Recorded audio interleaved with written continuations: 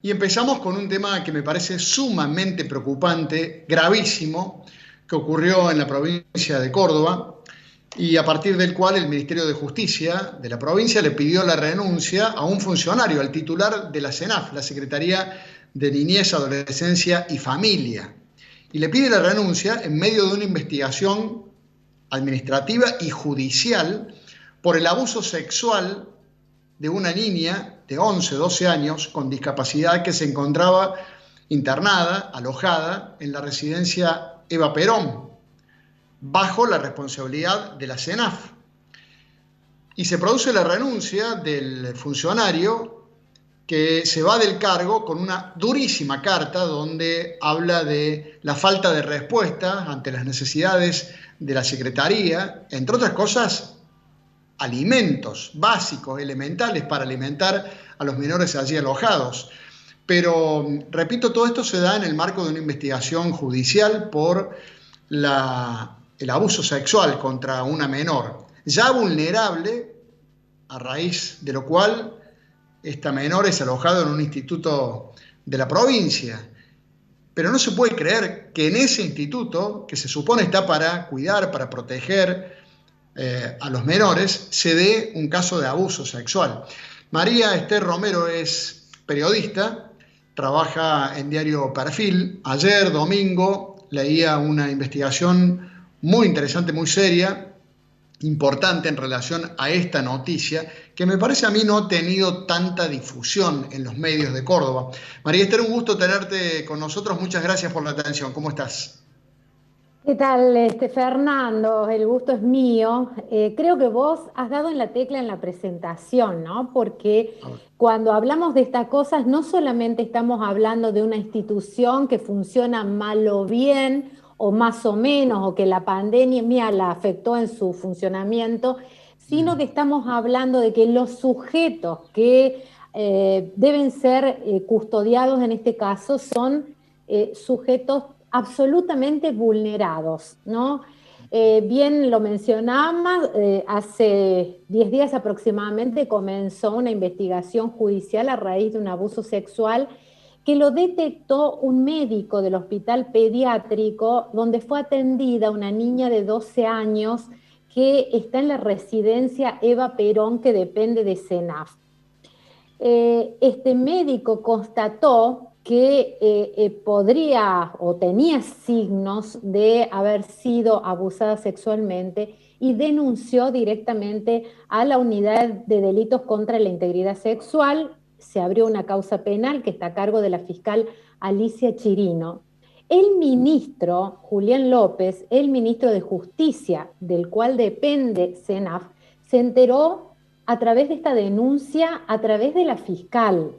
Nadie le informó que podía haber irregularidades, que habría, digamos, sucedido algo tan grave como un abuso a una menor de tan solo 12 años.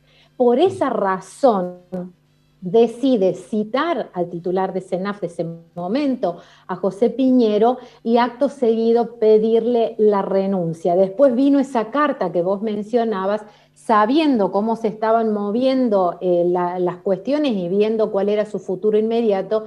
Piñero presentó su renuncia, también él, haciendo alusión a todas estas cuestiones. Ahora, si uno consulta puertas adentro del gobierno en los diferentes estamentos, tanto CENAF, Defensoría de los Niños y Niñas, que obviamente tienen mucho vínculo con estas residencias, la interpretación que se hace justamente como Piñero veía que se le venía la noche, presenta la renuncia y es insostenible pensar que un funcionario de esa jerarquía se queje por las situaciones que le decía había sido desoído y demás, manteniendo el sistema a su cargo en esas condiciones, ¿no?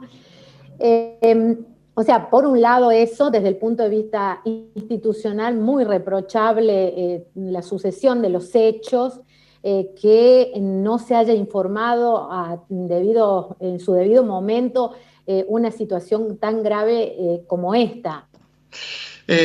María Esther, ahora, al margen de los funcionarios, si acá hay responsabilidad de Piñero, si hay responsabilidad del ministro, estamos hablando de funcionarios provinciales y lo más importante, estamos hablando de una menor de 11 años que se supone está allí para ser cuidada, ella y todos los menores que están en ese instituto y en todos los demás que dependen de la CENAF. Vos en tu nota extensa, en tu investigación, en perfil, hablas de la posibilidad de que, por lo menos en ese instituto Eva Perón, no haya habido gente muy preparada para la materia, sino más bien punteros políticos. Bueno, la gran pregunta que la hice, mira, reiteradas veces, porque cuando uno escribe un informe de este tipo, bueno, nos pasa a todos los periodistas, tratamos de entender las cosas, ¿no? ¿Qué pasa? ¿Quiénes, por ejemplo, están a cargo de todos estos niños y estas niñas en estas residencias? Niños y niñas absolutamente vulnerados, ¿eh? Porque están ahí justamente porque no tienen un ámbito familiar que los contenga. Los cuidadores, las cuidadoras que están en estas residencias, hasta que existió el Consejo del Menor con un antiguo paradigma de menores de edad que eran objeto y no sujetos de derechos, había un sistema de selección y una junta de calificación que merituaba la capacidad y la capacitación que habían tenido. Yo pensé sinceramente que para tratar y contener a niñas y niños con estas problemáticas, estaban ahí personas capacitadas y por lo menos con un título de docente, como se solía exigir. Bueno, nada de eso existe. Ahora, yo hablaba con uno y otro y me decían, ¿el título te garantiza que esa persona es idónea y va a hacer el trabajo de forma, digamos, intachable? No. Pero bueno, es como la base, lo mínimo que uno piensa es que el Estado, él mismo se dé garantías de que las personas que incorpora para una tarea tan delicada estén capacitados. Se hacen talleres, posiblemente hay capacitación, pero no les exigen un título, por ejemplo, para ser cuidadores de estos niños y de estas niñas. En el caso de la residencia Eva Perón, donde sucedió el abuso, por la pandemia se dispuso que ahí fueran todos se lo usó como un dispositivo COVID para aislar por cuarentena, por sospechosos o por contagios.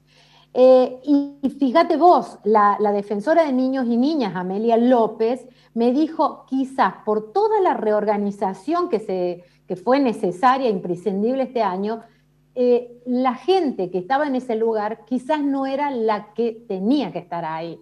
Un gran interrogante que se abre justamente es ese. ¿Por qué hay gente ahí?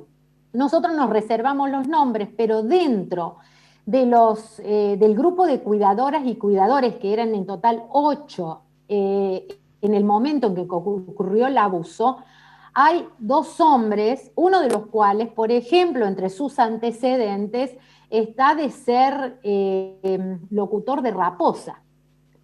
Y yo misma preguntaba y consultaba, sin ánimos de prejuicios, porque podemos desarrollar muchísimas tareas, pero reitero, en un lugar tan neurálgico, en un lugar tan delicado, con situaciones tan complejas como presentan estos chicos y estas chicas, poner sin título ni un docente, ni un trabajador social, a un locutor de un boliche bailable.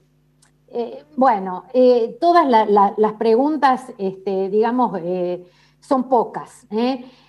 Yo tuve la posibilidad de hablar también con la jueza que hace el control jurisdiccional de esta menor. Ella ingresó en septiembre de este año a estas residencias por una situación familiar donde, digamos, hay una situación de salud mental por parte de su madre, no la puede contener, ella misma presenta trastornos de conducta y, digamos, está afectada en su salud mental, por eso necesita medicación y por eso iba asiduamente al hospital pediátrico. Bueno, en octubre, es decir, hace escasamente un mes y medio, la jueza Laila Córdoba, que está a cargo del control jurisdiccional de su caso, nos comentó que había tenido una entrevista personal con ella y era una niña para nada tímida, muy expresiva, sabía manifestar lo que quería,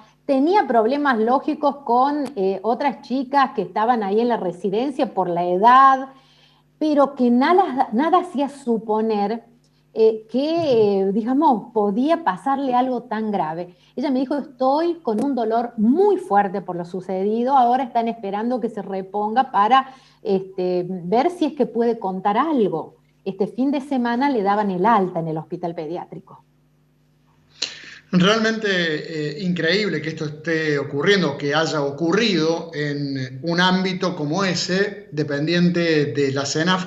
Grave la situación de la menor, grave que se hayan enterado recién a partir de una denuncia judicial, grave que lo que manifiesta en su renuncia José Piñero a la hora de irse, porque es el ministro el que le pide la renuncia. Me quedan 1 o 2 minutos. Cerrá vos con lo que te parezca, María Esther. Y bueno, que me parece que esta situación es la punta de un iceberg que hay que ver y remover ahí adentro qué está pasando. Ahora se está analizando el perfil y los antecedentes del próximo secretario o secretaria de la CENAF, y eso va a ser muy importante porque es necesaria una capacitación específica para estar en un lugar de esta naturaleza. Hubo todo un movimiento justamente por esto, porque al frente de Eva Perón estaba Elena Domínguez, que era o es la secretaria de salud de CENAF, justamente porque era un dispositivo COVID. Ella también fue apartada y fue designada otra funcionaria. Todos estos movimientos, ojalá, Fernando, ojalá que sea para que mejore, porque es un lugar casi olvidado de la sociedad, ¿eh? Sin embargo, están los más vulnerados y las más vulneradas.